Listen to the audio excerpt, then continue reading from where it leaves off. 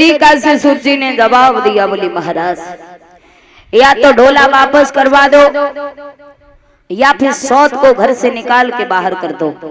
मुझे सौत की तो भस्म भी मंजूर नहीं है, इस घर में सो मौजूद सौत बैठी है, मैं नहीं जाऊंगी, सर पटक पटक के यहीं मर जाऊंगी। तब तक सुनीति मैया आ गई, आते आते सुरुचि के पैरों में गिर गई। बोली महारानी चलिए, ये घर तुम्हारा है, मेरा नहीं है।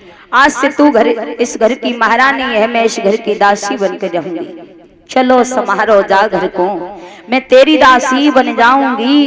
दो रोटी मोई देती रही हो, मैं तो तेरो ही लला खिलाऊं। बहन मैंने अपनी मर्जी से अपने पिया का दूसरा विवाह करवाया है, ये घर तेरा है, मेरा नहीं है। मुझे केवल 2 रोटियां देती रहना और तेरे बालक जो होगा ना उसका लालन पालन करूंगी, बड़ी बढ़िया से खिलाऊंगी। और सुन, तू सोवेगी जब सजिया पे तब तेरे पैर दबाऊंगी, और जो ना घर को गई बहन तो पति को मुख नहीं दिखाऊंगी, मैं मर जाऊंगी यहीं पे पटक पटक करके अपना सर। बहुत कहा सुनीति मैया ने, पर वो सुरुचि पत्थर हृदय की बन गई। महाराज उसके वचनों को सुन के पत्थर हृदय भी पिघल जाए, पर सुरुचि का हृदय नहीं पिघला, जो ही खड़ी रही। आज महाराज उत्तान पाद खड़े खड़े आंखों में आंसू भर के रो रहे हैं। अरे सुनीति मैंने तुझसे बहुत मना किया, मत करवा दूसरी शादी, पर तूने एक बात नहीं मानी। अब ये तेरे दुख मुझसे देखे नहीं जा रहे हैं। आगे बढ़ी है सुरुचि, एकदम से सुनीति के लात मारी, भाग जा यहाँ से, मेरे पैरों को छोड़ दे, ये पैर मेरे तेरे लायक नहीं है। मैं तुझे बच्चा दूंगी, तू कह रही है कि तेरा बच्चा खिलाऊंगी, अगर मैं बच्चा पैदा कर सकती हूँ तो बच्चे को खिलाना भी जानती हूँ। तू क्या जाने बच्चा कैसे खिलाए जाते, क्योंकि तेरे तो कभी बच्चा हुआ ही नहीं है। तू क्या जाने माँ की ममता होती क्या। जो मैं तुझको बच्चा दूंगी तो तू गला घोट दिखाई जावेगी और हमको घर से अलग करे फिर अपनो राज्य जमावेगी। अगर मैंने तो को अपनो बच्चा दे दियो और तूने कहीं गला घोट के मार दियो तो फिर मैं क्या करूंगी। इसलिए मैं कदापि ये काम नहीं कर सकती। तू क्या जाने माँ की ममता होती क्या है। जिसने ना की गुरु की संगत वो ज्ञान लड़ाई, क्या जाने जाने ना चाखी छाछ कभी वो दूध मलाई, क्या जाने जाके ना गई हुई काय में माई वो पीर पराई, क्या जाने पतिव्रता होती कैसी है बदचलन लुगाई, क्या जाने। तू क्या जाने माँ की ममता क्या होती है। मैया सुनीति रो रही है। उत्तान पाद ने देखा तो सुनीति से कहा, सुनीति मैंने तुझे बड़ा समझाया। सुनीति बोली, महाराज कोई बात नहीं, आप मत रो। तब तक सुरुचि ने जवाब दिया, सुनो अगर आप मुझे इस घर में रखना चाहते हो तो एक काम करना पड़ेगा। क्या? और सुनीति से कहा, तू भी सुन ले, अगर इस घर में मुझे रखना चाहती है तो अभी इसी वक्त इस घर से बाहर निकल जा, और इस घर में मैं अकेली रहूंगी, तुझे नहीं रहने दूंगी। उत्तान पाद से कहा, इसके लिए खेतों पे झोपड़ी डलवा दो, वहां पर रहा करे। एक शेर इसके लिए रोजाना जौ डालने जाएंगे और जौ को चाकी से पीस करके रोटियां बना के खाया करे। अगर इतना काम होगा तो घर में रहूंगी, अन्यथा मैं इस घर में नहीं रहूंगी। उत्तान पाद ये शब्द सुन के रोने लगे। जब रोए तो वो पतिव्रता स्त्री है मैया अपने पति से हाथ जोड़ के बोली, महाराज अरे तुम क्यों रो रहे हो। रोना तो मुझे चाहिए, मेरी सौत मुझसे जो कह रही है वो मुझे मंजूर है। कि जो सौती हमसे कह रही बासे न मोए कोई उजर, एक शेर जो पति बहुत है मैं तो ताई से कर ले गुजर। एक शेर जो मेरे लिए काफी है, इसलिए आप मत रो, मेरी सौत जो कह रही है मुझे मंजूर है। आज मैया सुनीति को मेरे भगवत श्रोताओं छोटी रानी सुरुचि ने खेतों पे झोपड़ी डलवा दी है और सुनीति मैया को महलों से निकाल के बाहर कर दिया।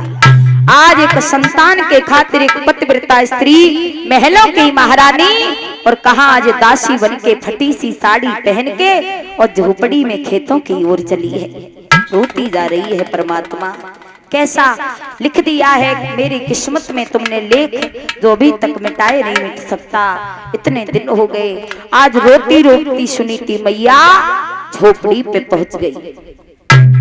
धन्य है एक पतिव्रता स्त्री अपने पिया का दूसरा विवाह करवा देती है केवल संतान के खातिर। लोग संतान के लिए क्या से क्या कर देते हैं। संतान भी बड़े किस्मतों से मिलती है मेरे दादा। बड़े बड़े पैसे वालों के घर जाओ, सब कुछ है, सब चीज से संपन्न है, पर संतान के लिए दुखी है। ध्यान रखना, सर्व सुख भगवान ने किसी को नहीं दिया कि कोई तन दुखी, कोई मन दुखी, कोई धन बिन रहते उदास, थोड़े थोड़े सब दुखी और सुखी राम के दास। संसार में जितने भी हैं सब दुखी हैं। सर्व सुख प्रभु ने किसी को नहीं दिया। कोई संतान से दुखी है तो कोई संतान के लिए दुखी है, कोई भोजन के लिए दुखी है तो कोई भोजन से दुखी है। आज के संसार में कोई न सुखी है और किसी न किसी बात से हर कोई दुखी है। सुख है तो सच्चा सुख भगवान के भजन में है और किसी वस्तु में सुख नहीं है। ध्यान रखना, बड़े बड़े पैसे वालों के घर जाओ, देखो तो रूखी फुलकी आधार के संग खाते मिलेंगे।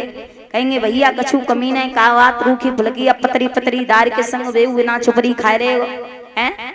तो कहेंगे भैया का करे, सब सुख है पर एक ही दुख है, जब शरीर से बड़े परेशान है। डॉक्टर ने मना कर दी है कि तली सब्जी मत खाइयो और चुपरी वही रोटी मत खाइयो, पतली फुलकिया दार के संग ऐसी खा लियो और छुकी वही दार ना बिना छुकी। अरे भैया ध्यान रखना, तो कोई शरीर से ही परेशान है। कहने का मतलब है संसार में सुखी कोई नहीं है, हर इंसान किसी न किसी चीज के लिए दुखी है। आज सुनीति बड़ी दुखी है, झोपड़ी में रहने लगी। धीरे धीरे समय बीता। महाराज सुनीति ने देखा इतने दिन हो गए, मैंने अपने पति का संतान की खातिर दूसरा विवाह करवा दिया, अभी तक सौत के भी कोई बालक पैदा नहीं हुआ। ध्यान रखना, छोटी रानी महलों में दास दासियों के साथ में महारानी बन के रह रही है, बड़ी रानी दासी बन के झोपड़ी में रह रही है। एक ही पति की दोनों पत्नियां हैं, दोनों में बड़ा बड़ा अंतर हो गया। आज तो सुनीति ने देखा इतने दिन हो गए, अभी तक सौत के भी कोई बालक नहीं हुआ, अब तो मेरा जीना जीना नहीं, मर जाऊं वही अच्छा है। और ये सच बात है, आदमी दुखों से दुखी हो जाता है, फिर उसे मरने के सिवा कोई दूसरा रास्ता दिखाई नहीं देता। सुनीति दुखी हो गई, अब तो दुखी हो के रात्रि के वक्त झोपड़ी से निकल के चली है और जा रही है। चलते चलते बियाबान जंगल में पहुंची, जंगल में जाके खड़ी हो गई और बियाबान जंगल है, अंधेरी रात है, अर्धरात्रि के समय पहुंच गई जंगल में। हुआ क्या उसी जंगल में,